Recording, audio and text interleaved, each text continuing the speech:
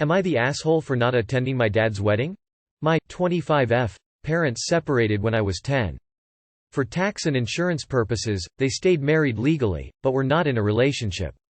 I was a daddy's girl up until they split. But once it was just me and my mom 24/7. We got super close. As in, I have her name tattooed on me 3 times type of close. That is my best friend, and if I'm being 100% transparent, she is the sole reason I haven't self-deleted.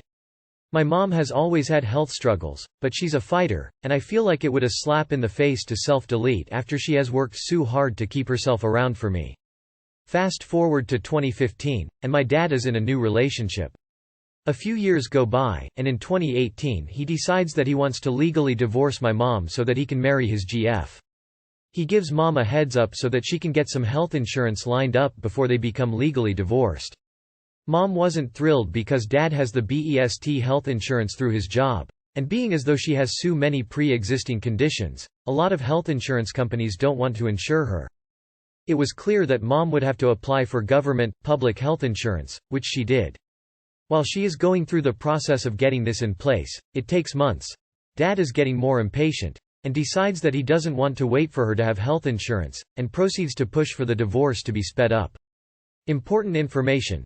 Mom has fought, and beat, lymphoma cancer, diabetes, high blood pressure, congestive heart failure. Her heart operates at about 35%. Oh, and she has tumors, non-malignant, on her brain. I say all that to say, she needs her fucking medication and access to her fucking doctors. To cut to the chase, my dad gets his way and the divorce is finalized at the end of May 2019. Unbeknownst to us, mom's government health insurance got approved in the beginning of May, however, it just took a while for the notice to get to her. It was a major relief, and technically she never was without health insurance. After that incident though, I can't look at my dad the same. He was willing to literally let my best friend die, because the process wasn't moving quick enough for him. The kicker? He didn't even get married until June 2021, so what was the freaking rush? When he invited me to the wedding, I declined. I don't support the marriage that he was willing to let my mom die over. Am I the asshole for holding this grudge, and not attending the wedding? Edit. This feedback has been really helpful. A few people commented that some of the info I shared in my replies should have been included in this post. People have pointed out that my dad was gracious for keeping her insured for so many years after separating, and this is true. However, my mom also extended him a lot of grace before and after the separation. He never contributed a single dime to help raise me after he moved out. School clothes? Mom. Extracurriculars? Mom. My sweet 16 and first car? Mom. HS graduation party and college tuition? Mom. While he did have better insurance, she always made more money than him, and I never remember her complaining about him not doing his part financially. When I stopped wanting to have a relationship with him, nope, that's still your dad, and she pushed me to maintain some sort of relationship with him. After he had a stroke, had to retire early, and then ended up homeless because his mistress didn't want to take care of him. Who made sure he had food to eat? You guessed it, my mom's slightly smiling face. Why didn't I include this in my original post? Well, I didn't want you guys to jump right to him being the asshole just because he's a deadbeat. I wanted to know if I was the asshole for allowing the insurance situation to be the nail in the coffin that stopped me from attending the wedding. However, I understand how my mom I come across as entitled based on the limited info I included originally. No assholes here. He's allowed to move on with his life. You are allowed to be upset about it. You are the asshole. Your parents split 15 years ago, and your dad stayed legally married to your mom so that she would have access to such a high-level insurance. It's not his job to provide for her forever and not move on with his life, and quite frankly, the fact that he did so for so long speaks volumes about his character without any other information. Based on how close you and your mom are, and the way you write this, I feel as though part of that was brought about by her relying on you when you were younger to be her emotional support. Is that correct? Yeah, you are the asshole. You don't have to go to his wedding, but your reason is garbage. Did you and your mother really believe he will stay legally married but separated for health insurance forever? I'm sorry that the mother has a lot of health issues and is put in a tight spot, but that's not your father's responsibility and you can't be upset with him for wanting to move on with his life. You are the asshole. Not attending is your choice completely. It is not your father's responsibility to keep your mother on his insurance. Their relationship ended. He was kind for letting it go on as long as he did because he didn't have to do that. He has every right to move on and remarry. You are the asshole. Your relationship with your mother is really not healthy. I hate to say it, but I do think you are the asshole for holding the grudge. Your dad stayed legally married to your mother for years for your mom to have coverage and gave her an adequate heads up. I am so sorry for the hardships your mom has gone through with her health, but expectations you put on your father in this situation seem unfair. Not the asshole. Nah. Feel whatever you want to feel about your dad's actions. You have no obligation to go to his wedding, or talk to him, or meet his new wife. I'm glad to hear that nothing happened to your mom because of this. Am I the asshole over yelling at someone about not being invited to Christmas? My 33 female brother 30 male and I don't have the best relationship. We are very different people but have been trying our best to get along for our parents and families. We still see each other for big events. I have had to do more in this respect however because I live abroad and make probably 1/3 of his household income. I often have to spend a lot of money to see them, or travel farther, and it's hurtful when he makes a big deal about me being there but then won't talk to me, or I am ignored or left out. For example, this past year they had a baby they really wanted me to see. When I arrived we spent 2 weeks living next door to each other and they refused to hang out or make plans at all. It was harder with COVID but they managed to see all other friends and family that live across the entire United States. It sucked because it was really expensive and difficult to make that journey, and illegal in my residence country. Only to never spend any time together. Whatever, I thought that we would grow out of that, COVID is special, etc. Anyway, we speak every week in a group call with my mom or dad and we see each other 2-3x year. It's just the 4 of us in our immediate family, then my brother's his family. Usually we review upcoming plans during these calls or live stuff. However, I got some confused calls from my parents about Christmas this year. Long story short, my brother and his wife decided they only wanted to invite grandparents to Christmas, so my parents and her parents but not me. At first I thought my invite had slipped their minds, but my mom, who also was a bit uncomfortable about it, finally told me that it was deliberate. So I spent thousands on plane tickets to come home, which we talked about every week on the phone, only to not be invited over for whatever reason. When I asked my brother about it, he said that was the plan but it probably wasn't going to happen anyway now. He got huffy, condescending, couldn't understand why I was upset, and told me that I had it all wrong, that they never meant to not invite me, they just didn't invite me. I asked him how he would feel if this happened and he had not explanation why, and he reiterated that they weren't going to do that plan anyway. I got angry, and yelled at him that that wasn't the point, that I would never not include him like that, and that I was tired of not being considered, and the idea of only including 3 people for Christmas but not the 4th in a family is extremely inconsiderate. He told me it was not the case, they sent out these plans 2 weeks ago, there wasn't enough beds, but I'm still hurt. I've worked to repair things in the past but this is a giant step back. I'm going home for Christmas with my cousins. I still feel like I'm the asshole because I yelled at him, but I cannot understand why he would think that this move would turn out well, even if it wasn't happening anymore. Edit to add: if you are wondering about the big different or personality, they are all hardcore military and government and big corporate people. I'm an artist with my own business. Not an Etsy business. I consult all over the world as a creative director and make roughly what my mom does, if not more. Money is a huge issue though, and they always want to know exactly how much I have, which admittedly is a lot less than they have or saved, because for a while I traveled and worked as a studio artist. I'm also far more left-leaning and in general a more open person. Let's just say I chose a radically different life because I grew up military style and I knew it wasn't for me. Edit to add: my brother has traveled the world and is probably one of the most successful people in my fam, his wife too. They are amazing. I cannot imagine for a moment they would ever be jealous or whatever some of you have implied. It's just dynamics. Not the asshole. Your parents should not have went along with it. This was definitely deliberate and I would not go out of your way anymore or spend lots of money in the future. Not the asshole. Your brother sounds rather entitled. I don't know why your parents went along with it. I wouldn't go back for any further visits. Not the asshole. To be honest, I don't see a reason to keep trying to have a relationship with him. He doesn't seem to care about you at all, and, on top of that, you have to spend a lot of money to see him ignore you in person. If I were you, I'd save that money for something else.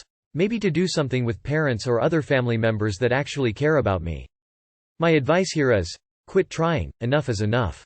Not the asshole. That's a foul on his part. It sounds like he, or they if his wife is behind it, tried to get away with a half-assed plan of limiting family at the holidays. He doesn't seem to have a lot of respect for you. I'm not sure if that's something you can fix. Not the asshole, but honestly I don't think your brother likes you. No matter what you do, it won't ever be enough. It'll be a bitter pill to swallow and probably some kind of grieving process, but you'll likely be happier if you spend your money and time on people who actually appreciate you. Good luck, Op. Not the asshole, and frankly I would be upset at your parents too. Your brother sucks, but what is wrong with them that they were okay with going along with this jackass plan? COVID is no excuse. There is no excuse. Look, as sad as this is, it may be time to start finding your own people and making your own family.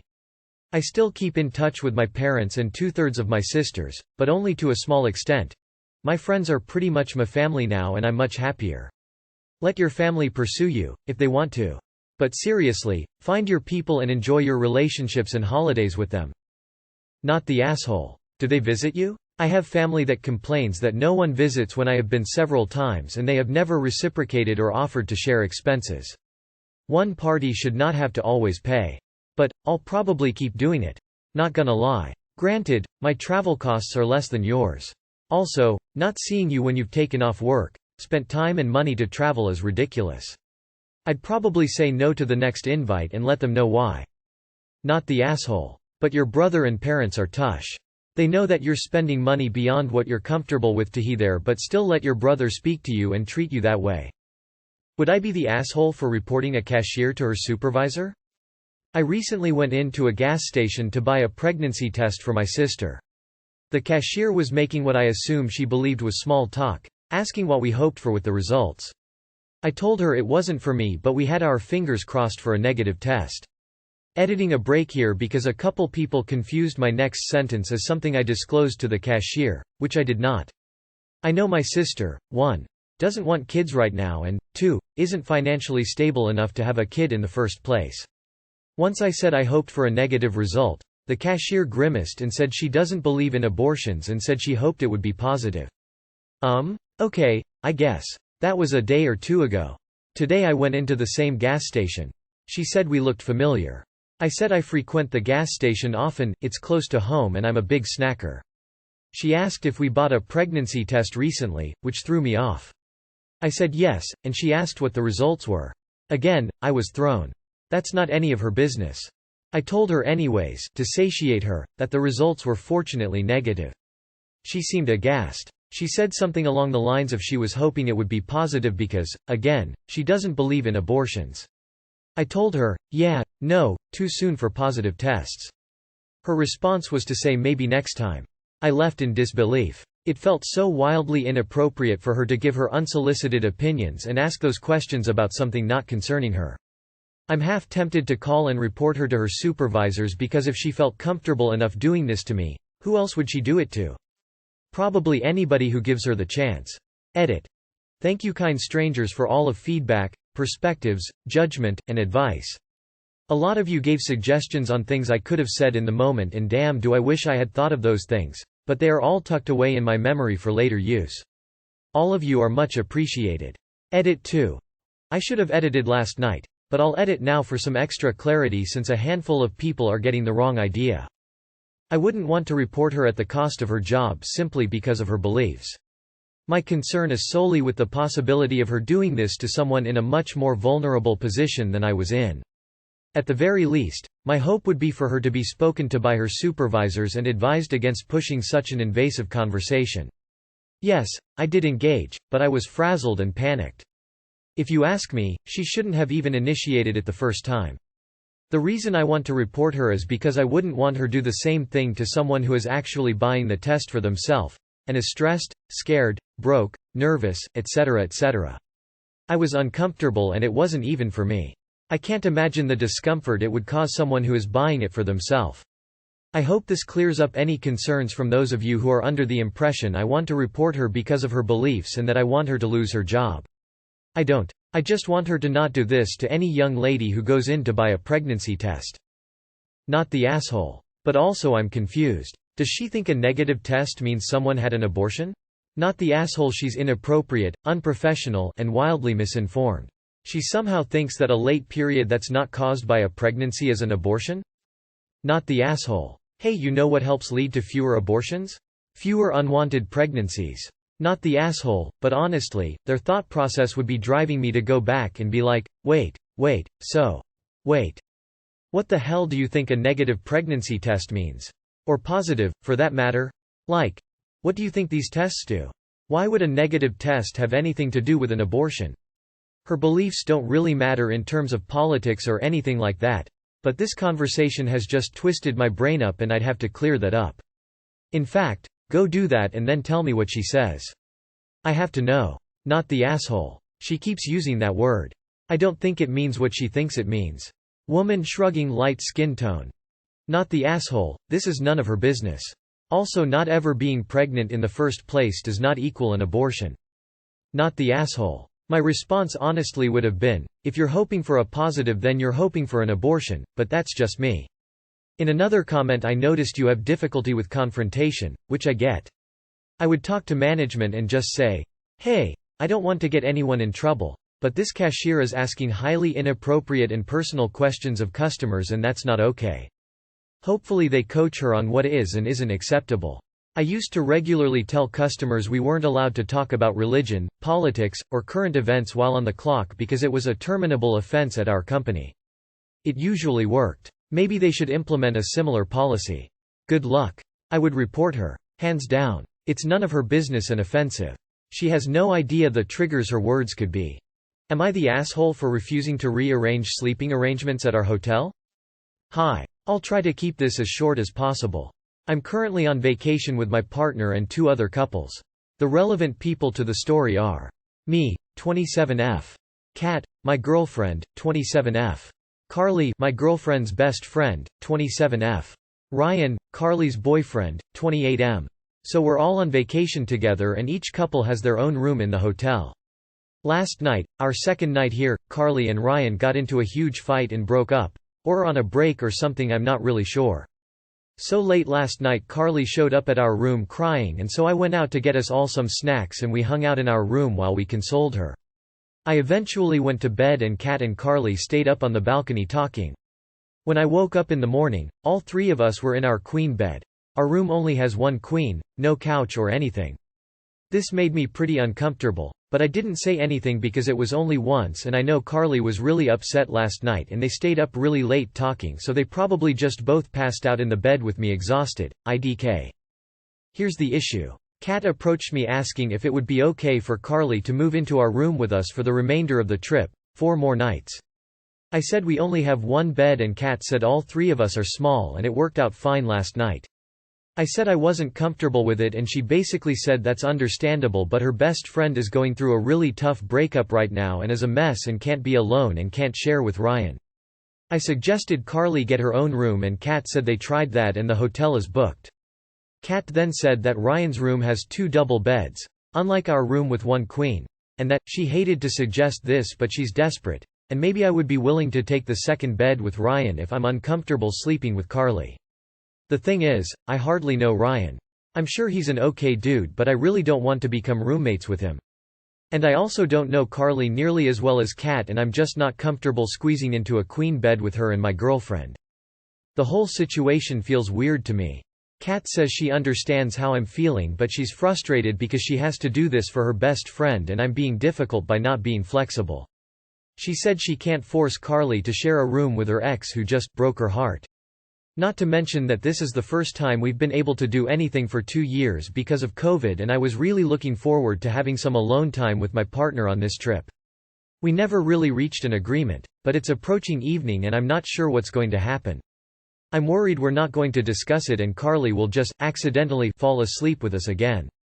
I know that Carly needs to be the priority here because she's going through something, but I'm still feeling very pushed aside. Am I the asshole? Edit. Just wanted to add since I got this question a few times, the hotel isn't doing rollaways because of COVID, and Ryan is refusing to switch rooms.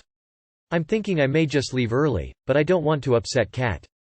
Not the asshole, but if Ryan's room has 2 double beds why don't you just swap rooms with him, so you and your partner can share one, and Carly can have the other? Not the asshole. Your girlfriend seems to be willing to put you in highly uncomfortable positions to make her friend feel better. Does the hotel have roll-away beds? Has anyone proposed switching rooms entirely?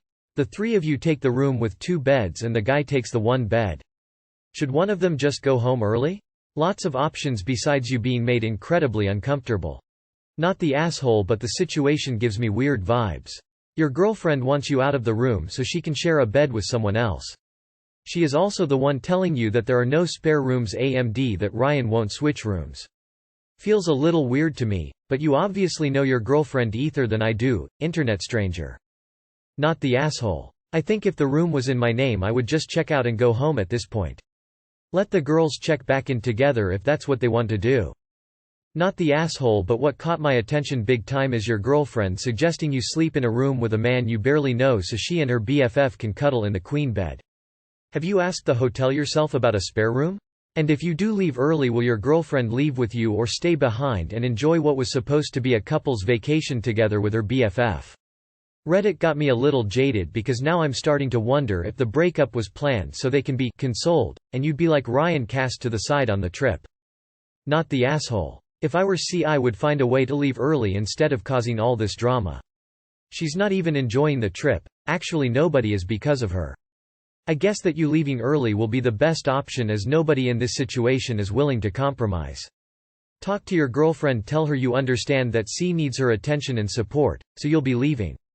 Then later talk to her in the most positive way and let her know you expect her to consider your feelings and needs as they should also be her priority. Not the asshole. I am the same age as you guys and this is really freaking weird. This is a planned vacation and having a breakup in the beginning of it reads like something out of bad high school drama. She could have broken up with him beforehand, or if the breakup was caused by something on trip, either excused herself or waited to initiate a breakup when she gets home after the trip. What 27-year-old initiates a breakup on a trip where other people will be held hostage due to your choices? And furthermore, even if it was awful, she continues to stay on the vacation instead of excuse herself? Why does she think it's appropriate to make everything about her? Even if I was hurting, I couldn't imagine doing anything like this selfish display. Goodness. Not the asshole. Good lord, what a mess. Could Carly get her own room? They both had to have some inkling that things weren't good and went on this trip anyway.